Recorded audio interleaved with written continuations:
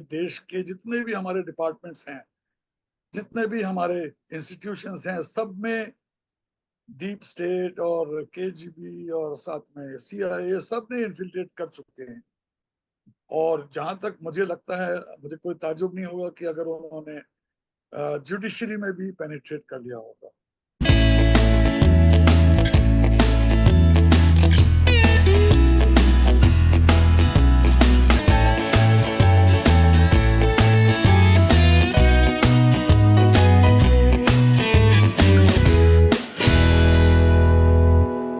अब जो डेमोक्रेसी में जो पार्ट्स हैं, चाहे न्यायपालिका हो या बाकी जो अंतंत्र हैं, उसमें भी डीप पेनिट्रेशन हो चुका है, इसमें कोई शक नहीं है। साधारणतः जब जजमेंट आते हैं तो एक इस देश की जो आम जनता है उसका अभी भी न्यायालय पे विश्वास है। तो जब हमने उनको जमीन दे दी, 33% जमीन दे दी, जबकि वो 16% लोग थे इंडिया की, हमने दुगना उनको दे दिया। और फिर जो एक उनका जो इन्फ्लुएंसर है, चाहे मीडिया में हो चाहे आपकी यूट्यूब में है, वो ज्यादा प्रभावी हैं और वो अपनी इमेज इस प्रकार से प्रस्तुत करते हैं कि जैसे सरकार ने कोई बहुत बड़ा गलत काम किया जिसको न्यायपालिका ने स्टे कर दिया। Good evening mister Sinha sir. Mahabharti के मंच पर डॉक्टर राकेश कर्णवाल साहब और इंजीनियर डॉक्टर संजय सक्सेना साहब, आपका नमस्कार बहुत सर। स्वागत है। आज का विषय है how to tackle Mir Jafar and anti national within Bharat. आज इस कठिन बिंदु को आसान करते हुए कर्नल डॉक्टर राकेश अग्रवाल जी, जो कि महाभारती मंच के राजनीतिक सलाहकार भी हैं और इसकी पृष्ठभूमि बताएंगे। फौजी भी हैं आप, डॉक्टर भी हैं, तो इलाज परफेक्ट कर सकते हैं, आपके पास दवा भी है और आप सक्षम भी हैं। Over to doctor Karnwal please. जय भारत, जय हिंद और वंदे मातरम। सबसे पहले आप सबको गणेश चतुर्थी की हार्दिक शुभकामनाएं। और आज का जो ये टॉपिक है, बहुत विस्तृत टॉपिक है, तो हमारे पास चूंकि टाइम बहुत लिमिटेड है, इसलिए मैं बिल्कुल उसको समराइज करके ही बोलूंगा मैं। जी। देखिए, हजारों सालों से हमारे हर देश में, हमारे देश में नहीं, हर देश में ये मीर जाफर यानी कि देश के गद्दार रहे। हमारे अपने देश की बात करें तो क्या नाम है, रामायण के टाइम से भी, जहाँ पे विभीषण थे, उसके बाद में कृष्ण जी के टाइम पे, द्वापर युग में भी, त्रेता युग में, दोनों में ये रहे हैं। और बाकी हमेशा ही ये रहे हैं, जिसकी वजह से हमारे जो ये आक्रांता हैं, इन्होंने हमारे ऊपर राज किया है। तो आज के संदर्भ में अगर हम बात करेंगे तो हमारे जो देश पर दो तरह की थ्रेट्स हैं, जो ग्रेव थ्रेट्स हैं। एक है एक्सटर्नल थ्रेट और है दूसरी है इंटरनल थ्रेट। अब एक्सटर्नल थ्रेट में क्या है, एक तरफ चाइना है यानी कि लेफ्टिस्ट, जिसको कम्युनिस्ट बोलते हैं, और दूसरी तरफ है अमेरिका मेनली, जो कि उनका जो अमेरिकन डीप स्टेट है, जिसको कि हम गहरा राज्य बात करेंगे, नहीं तो डीप स्टेट पर वो यूट्यूब उसको ब्लॉक कर सकता है। तो खैर, अब दोनों के दोनों की एक कॉमन क्वालिटी है, जो कॉमन इंटेंशन ये है कि दोनों यही चाहते हैं कि हमारा देश यानी भारत विकसित ना करे और सेल्फ सफिशिएंट ना बने, आत्मनिर्भर ना बने। और जो हमारी जो मिलिट्री पावर जो बढ़ती जा रही है, हमारा जो पूरे देश में रुतबा, पूरे दुनिया में रुतबा बढ़ता जा रहा है, तो उसको वो कम करने की वो करना चाहते हैं। क्यों? पहली बात तो चाइना है। चाइना को डर इस बात का है कि अगर बात स्ट्रांग हो गया तो उसके साथ में वो लड़ाई नहीं कर पाएंगे ठीक से। और वो डोमिनेट नहीं कर पाएंगे हमारे कंट्री पर। और जहां तक अमेरिका का सवाल है, वहां का जो डीप स्टेट है वो ये चाहता है, क्योंकि अगर भारत स्ट्रांग हुआ तो हमारे पैसे नहीं बनेंगे, क्योंकि डीप स्टेट जो है उसका सिर्फ एक ही मकसद है कि पैसा कमाना है। और जो इंसान है वो कीड़े मकोड़े की तरह है। तो बाय हुक और बाय क्रुक, साम दाम दंड भेद से वो चाहते हैं कि हमारा देश जो है वो उनके कब्जे में आ जाए, उनके लिए पपेट बन के रहे। उनका जो हमारा जो टॉप का है, जो प्राइम मिनिस्टर भी उनका पपेट बन के रहे। तो इसी तरीके से उन्होंने साम दाम दंड भेद करके तो कोशिश कर ली है। उन्होंने को बहुत कोशिश की कि मोदी सरकार इस बार ना आ पाए, परंतु वो असफल रहे। पर ये भी एक तरह से बून इन डिस्गाइज था कि मोदी सरकार 240 में आ गई। नहीं तो ये तो जो विश्वस्त सूत्रों से जो जानकारी मिली है वो ये है कि अगर मोदी सरकार पूर्ण बहुमत से आ जाती तो इनका पूरा इंतजाम था कि देश में सिविल वॉर करने का, इस प्रिटेक्स्ट पर कि हाँ यहाँ पे चुनाव में धांधली हुई है, सिर्फ एक इसी का कारण के लिए। और दोनों, और इसके लिए पैसा, फंड है, बैकिंग है, ये सब अमेरिका और चाइना की तरफ से हो रही थी। तो अब चूंकि ये बीजेपी को 240 सीट ही मिली हैं, तो इसीलिए उनका ये जो है टूल किट फेल हो गया। तो अब हम आते हैं, ये एक्सटर्नल तो बात हमने कर ली है, अब इंटरनल थ्रेट की बात करते हैं। तो जो बड़े बड़े इंटरनल थ्रेट्स हैं, एक तो हमारी माइनॉरिटीज हैं। माइनॉरिटीज में के साथ साथ ही जो हमारे टेररिस्ट हैं, neighbouring countries, hostile neighbouring countries हैं, उनके टेरर के जो स्लीपर सेल्स हैं यहाँ पे, उनके टेररिस्ट हैं, उनकी तरफ से बहुत खतरा है। क्योंकि माइनॉरिटीज की आबादी भी बहुत धीरे धीरे काफी बढ़ती जा रही है। और जैसा कि आपने सुना होगा कि पूरे अमेरिका में और नाटो कंट्रीज में, यूरोप में, सब जगह इनकी आबादी इतनी बढ़ चुकी है, यहाँ तक कि यूके में उन्होंने कह दिया है कि या तो आप हमारे शरीयत लॉ ज्वाइन करें, नहीं तो आप हमारा देश छोड़ दें। ये ब्रिटिशर्स को बोला गया है खुलेआम। और यही हालत आपकी फ्रांस में देख लीजिए, इटली में देख लीजिए, स्पेन में देख लीजिए, जर्मनी में देख लीजिए, कहीं भी देख लीजिए। सिर्फ पोलैंड एक कंट्री है जहां पे कि उन्होंने किसी भी जो इमिग्रेंट को अंदर नहीं आने दिया।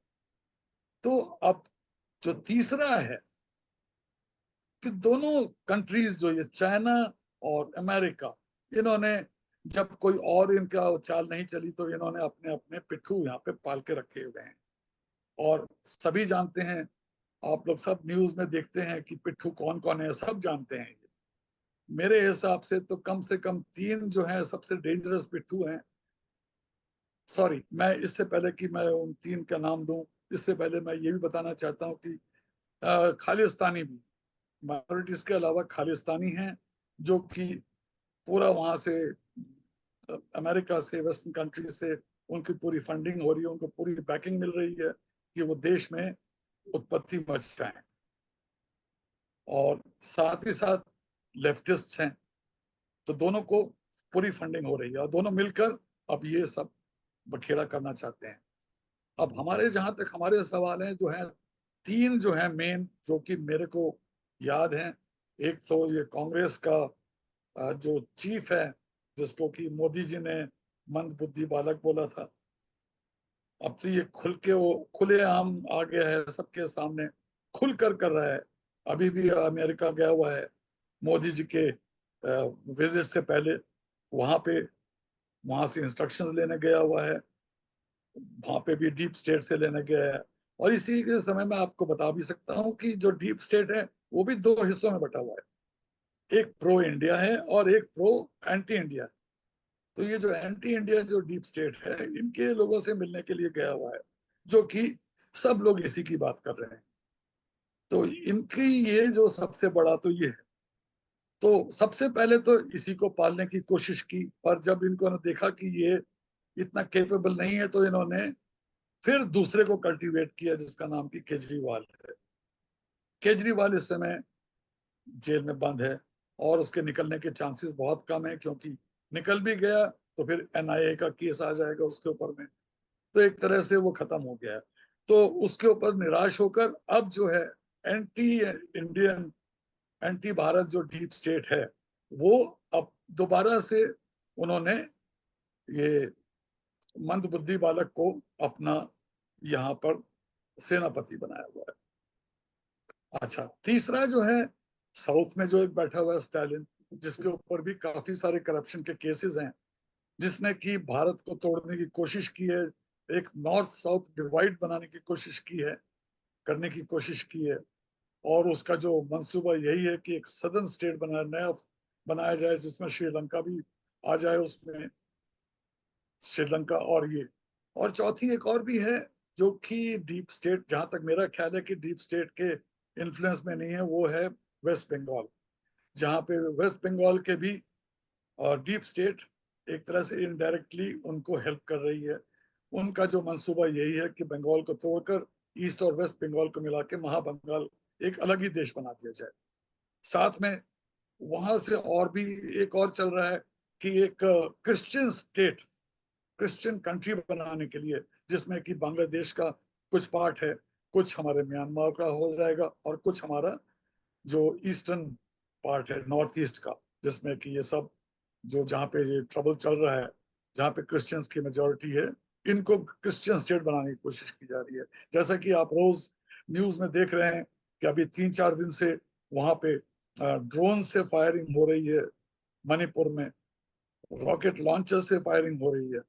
तो ये जो है ये सब अमेरिका की तरफ से हो रहा है, डीप स्टेट की वजह से। तो अगर हम देखेंगे कि हम इनको कैसे कंट्रोल करें, तो मैं बहुत मोटे मोटे चीज में कहूंगा। एक को तो मोदी जी ने न्यूट्रलाइज कर ही दिया करीब करीब, जब तक कि कोई कोई ताजुब नहीं होगा कि अगर, जैसा कि हमें पता है कि पूरे, और इसका मेरा जो शक होने का कारण ये है कि बड़े तर्क अतर्क जो है ना, तर्कहीन जो जजमेंट्स दिए जा रहे हैं, वर्डिक्स आ रहे हैं, इससे लगता है मेरे को, जो कि हमने पिछली बार ही बात की थी। तो जहां तक इनके ऊपर में कंट्रोल करना है, बाकी पुलिस की जो रिफॉर्म्स करना था, जुडिशरी के ऊपर में कैसे कंट्रोल किया जाए, ये हमने पिछले वाले जूम मीटिंग में हमने कर लिया था, बातें कर चुके हैं। अब है जो हमारे श्री राहुल गांधी, 1008 श्री राहुल गांधी जी, जो कि कभी हिंदू बन जाते हैं, कभी मुस्लिम बन जाते हैं, कभी क्रिश्चियन बन जाते हैं, कभी बुद्ध बन जाते हैं, कभी मंदबुद्धि बन जाते हैं, कभी अमेरिकन बन जाते हैं, कभी इटालियन बन जाते हैं, जो कि 5-5 पासपोर्ट रखे हुए जो सुनते हैं। तो इनको कैसे किया जाए? इनके ऊपर में चूंकि वैसे भी वाटर टाइट केस है, ओपन एंड शट केस है, जो कि ये नेशनल हेराल्ड का केस है, तो इनको तो आसाना फसाना बहुत आसान है, जब तक कि कहीं जुडिशरी जो हमारी जुडिशरी कहीं इसको हेल्प ना कर दे, तो इसको भी हम खत्म कर सकते हैं। दूसरे को खत्म कर ही चुके हैं करीब करीब।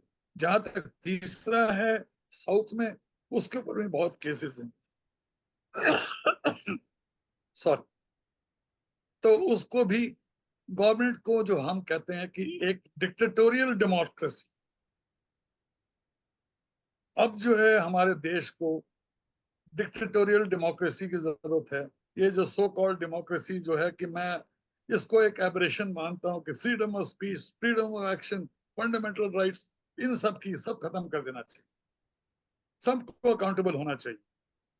तो अगर इस तरह से अगर वो स्ट्रिक्ट हो जाएं और इनको भी फंसाएं, तो काफी हद तक हमारे ये जो बाहर के जो एजेंट्स बैठे हुए हैं, गद्दार जो हैं, हमारे मीर जाफर हैं, जयचंद है, इन सबको कंट्रोल में ला सकते हैं। पर जो मेन हमारी जो प्रॉब्लम इस समय है, खालिस्तानियों को, जो किसानों के रूप में खालिस्तानी बैठे हैं, जिसके ऊपर में कंगना रनावत ने बिल्कुल सही कहा था, मैं उसके व्यक्तित्व को बिल्कुल सही मानता हूं कि किसानों के भेष में ये सब खालिस्तानी बैठे हुए हैं, और बेचारे जो भोले भाले का ये जो हैं देश के, जो क्या नाम फार्मर्स हैं, इनको बरगला के, बेचारे सीधे साधे हैं, इनको बरगला के वहां बैठाया गया है। क्या भाषण आ रहा है, क्या इनका वो आ रहा है। हमारा जो एक राकेश टिकैत बैठा हुआ है, जो डकैत जिसको कहते हैं, राकेश डकैत, वो कहते हैं जी हमने पहले भी दिखा दिया है अगली बार तो हम सीधा मोदी के जस्ट वहां पहुंच जाएंगे, वहां तक पहुंच जाएंगे। कितनी देर लगती है? ये उसके भड़काऊ भाषण है। मोदी जी के क्या नाम है, योगी जी के चक्कर में पड़ जाए, योगी जी उसको उठा के उसके हाथ पैर तोड़ दें, सही हो जाएगा अपने आप। 200 करोड़ की उसके पास में जमीन हो गई है, जायदाद हो गई है, उसको जब्त कर दिया जाए, खत्म हो जाएगा ये बिल। खुद तो अभी चुनाव में जो खड़ा था ये, और खुद हारा भी था, तो इसको अपनी औकात पता चल गई है। तो इनको खत्म करने में देर नहीं लगती है। अब जहां तक हमारे पास में मुश्किल तो यही है कि हाँ, आप हमें नहीं पता चलता ये सब जो बैकग्राउंड में जो चल रहा है, जितनी एनआईए कर रही है, hats off to NIA and its efforts, कि जो ये सीक्रेट सेल्स हैं, खालिस्तानियों को पकड़ रही है, कम्युनिस्ट को पकड़ रही है, इनके सेल्स को तोड़े जा रही है, इनको सबको डिस्टर्ब कर रही है। बहुत काम किया जा रहा है जो कि हमें नहीं पता। आपको शायद ये सुन के ताजुब होगा कि 14,000 रोहिंग्या मुस्लिम्स को ऑलरेडी डिटेंशन कैंप में रख के उनको डिपोर्ट भी किया जा चुका है। ये तो पुरानी रिपोर्ट बता रहा हूं मैं। अब तक तो 25-30 हजार हो चुके हैं, और धीरे धीरे काम हो रहा है जिससे कि इसकी वजह से कोई बवाल पैदा ना हो। तो यही जो है हमारे पास में है। अब जहां तक माइनॉरिटीज का सवाल है, यूसीसी आ जाए, यूसीसी की वजह से काफी मामले हल सही हो सकते हैं। वक्फ बोर्ड, आप ये सोचिए कि वक्फ बोर्ड की जो है, ये वक्फ बोर्ड के पास में इतनी अनलिमिटेड पावर्स हो गई है, ऑटोनमस बॉडी बना दिया है कांग्रेस ने, कि जहां पे वो उंगली रख देता है वहीं पर वो कहते हैं कि हमारी प्रॉपर्टी हो गई। कल वो राष्ट्रपति भवन पे रख देंगे, कल वो पार्लियामेंट हाउस पे उंगली रख देंगे, ये हमारी जमीन है। कल वो कहेंगे कि चांद में हमने जमीन रख दी, चांद भी हमारा है, ब्रह्मांड हमारा पूरा है। तो इस वक्फ बोर्ड पर ये इनकी जमीन खत्म कर देनी चाहिए। अब इसके पीछे भी आप देखिए कि कितना बड़ा षड्यंत्र रचा गया है।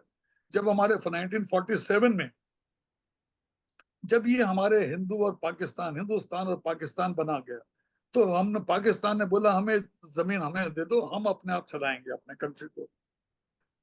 वो जो सो कॉल्ड महात्मा गांधी, जिसको कि मैं कभी भी शक मतलब इज्जत की नजर से नहीं देखता, उसने 50-52 करोड़ भी दिलवा दिया उनको। जब उनको उनको जमीन मिल गई तो सारी जो बाकी जो जमीन थी वो हम भारत की थी। तो फिर इनको कैसे हक मिल गया वक्फ बोर्ड को कि ये हमारी जमीन है, हमारी जमीन है? आज उन्होंने एक, जितनी जमीन उनके पास में है वो ईस्ट बंगाल से, यानी कि बांग्लादेश से भी ज्यादा जमीन है उसके पास, जो कि उनका गजवाए हिंद बनाने का पूरा इंतजाम किया जा चुका है। तो इसीलिए वक्फ बोर्ड का खत्म करके, ऑर्डिनेंस लाके, डिक्टेटोरियल डेमोक्रेसी लाके एक नया बना दी, जिसमें कि ये साफ साफ लिख दिया जाए कि आज से जितनी भी वक्फ बोर्ड की जमीन है सारी गवर्नमेंट टेक ओवर कर ले, और इसके ऊपर में जुडिशरी का कोई भी दखल अंदाजी नहीं कर सकती है। तो इस तरह से इनको हम शांत कर सकते हैं। पर अब प्रॉब्लम क्या है? प्रॉब्लम, हमारी सबसे बड़ी प्रॉब्लम है कि इनके, आप देखिएगा कि रोज किसी ना किसी इनके इंस्टीट्यूशन में, किसी रिलीजियस प्लेस में हथियारों का भंडार निकला जा रहा है, जो कि आप, इससे तो मालूम होता ही है कि इनका मंशा क्या है। तो इनको भी धीरे धीरे खत्म करना पड़ेगा।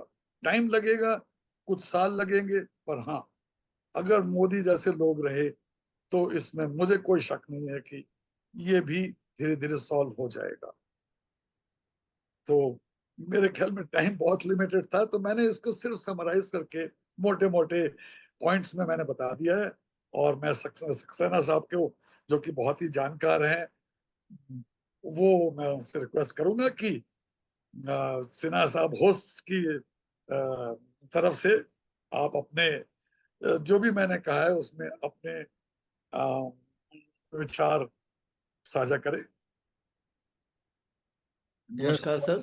Yes sir. मैं मैं आपकी बात से पूर्णतः सहमत हूं कि वर्तमान में खतरा बाहर की बजाय अंदर से बहुत ज्यादा है, और जो इस समय सिस्टम है उसमें डिक्टोरियल फॉर्म में आना ही पड़ेगा। अब जब लड़ाई इस समय धर्म की है, और आर पार बड़ी लड़ाई है। तो उसमें अगर मान लीजिए संवैधानिक पदों पर बैठे हुए लोगों को अगर आप नहीं छू पा रहे हैं, तो उनके यहाँ भी तो बहुत से लोग ऐसे होंगे जिन्होंने बहुत सारे गलत काम किए होंगे, उनको उठा लीजिए, उनके लिए आईबी का यूज करिए, एनआईए का यूज करिए। क्योंकि ऐसा संभव नहीं है कि हमारे देश में जो उच्च पदस्थ लोग हैं जो जजमेंट दे रहे हैं, अभी हाल में कुछ जजमेंट ऐसे आए हैं कि जिसमें उन्होंने बिना पैसे के जजमेंट दिए हों। और दारू एक ऐसी चीज होती है जो सबको अच्छी लगती है, और दारू के लिए अपनी सारी मर्यादाएं लोग तोड़ देते हैं। तो जब मर्यादाएं टूटना ही शुरू हो गई हैं, तो सरकार को भी अपनी मर्यादा तोड़कर राष्ट्र हित प्रथम, इसको ध्यान रखते हुए कार्य करना चाहिए। जी, मैं इसमें एक दो चीज, आपने बहुत बिल्कुल सही कहा है सक्सेना साहब, मैं इसमें एक दो चीजें और जोड़ना चाहता हूं। जो आज मोदी हैं, आप ये कहिए कि एक कहावत है, beware the fury of a silent man, ये अंग्रेजी में एक प्रोवर्ब है। तो जब मोदी चुप हो जाते हैं तो समझ लीजिए कुछ भयंकर चीज है। नहीं तो मोदी ऐसे नहीं बैठने वाले हैं। उन्होंने तो ये कहा हुआ है, चाहे मेरा कुछ भी हो जाए, ना मेरा आगे है कोई ना पीछे है, मुझे तो देश की सेवा करनी है। तो कोई ना कोई तो ऐसा कोई रीजन होगा कि उनके पास में इंटेलिजेंस इनपुट्स हैं कि यहाँ पे देश में सिविल वॉर हो सकता है, जिसकी वजह से हमारे देश की अर्थव्यवस्था पे बहुत असर पड़ सकता है, हमारे फॉरेन रिलेशंस खराब हो सकते हैं, और हो सकता है कि तख्ता पलट भी हो जाए, और जैसे बांग्लादेश में हुआ है, और उसके बाद में डीप स्टेट की वजह से हमारे इंडिया का, हमारे भारत का बहुत नुकसान हो सकता है। तो इसीलिए शायद वो एक ऑपरच्यून मोमेंट के लिए वेट कर रहे हैं, क्योंकि उन्होंने तो खुलेआम संसद में कहा है कि आप देखिएगा कि तीसरा कि उसमें मैं 3 गुना यहाँ पे करूंगा, और ऐसे मेरे एक्शंस होंगे जो कि अप्रत्याशित होंगे। तो वो ऐसा नहीं कह सकते बिना बात, उनके पास में बहुत सी वो हैं। और जो मैं कुछ दिनों से सुन रहा हूँ, कुछ यूट्यूबर्स हैं, यूट्यूब इन्फ्लुएंसर्स हैं जो कि कह रहे हैं, वो ये कह रहे हैं कि मोदी जी का इस बार जो प्रोग्राम है, जो जा रहे हैं वहां पर यूएसए में, जो जिसको कहते हैं कि यूनाइटेड नेशंस जनरल असेंबली की मीटिंग में, आपको जान के ताज्जुब होगा कि वहां पे मोदी जी नहीं बोल रहे हैं, वहां पे सिर्फ जयशंकर जी ही अपनी स्पीच देंगे, मोदी जी नहीं दे रहे हैं इसमें स्पीच। जो कि ये मीडिया में आ रहा है, वो कहते हैं कि ये मोदी जी वहां पर डीप स्टेट से नेगोशिएट करने के लिए गए हैं, और उनको ये समझाने गए हैं कि भाई देखो, आपने मेरा नुकसान कराया है, मेरी सीटें कम आई हैं, मेरी पार्टी की सीटें कम आई हैं, पर मैं प्रधानमंत्री तो बन गया हूं, तो अपने आप को कम कर दीजिए, नहीं तो मैं आपके जितने भी यहाँ पे गुर्गे बैठे हैं मैं उनको छोड़ूंगा नहीं, मेरे पास भी लेवरेज है बहुत कुछ। तो वो ब्लैकमेल करेंगे, वहां पे भाव तोल होगा, तो एक मिडवे निकलेगा। ये पॉसिबल भी है, या फिर रूमर्स भी हो सकती है। तो ये भी एक पॉसिबिलिटी है। रॉ और एनआईए जो इस समय जो काम कर रही हैं, उसके बारे में आप इमेजिन भी नहीं कर सकते हैं। Over time, over to you Sinha साहब। So thank you very much. You both have given a very valid statement about the happenings and suggestions for the nation.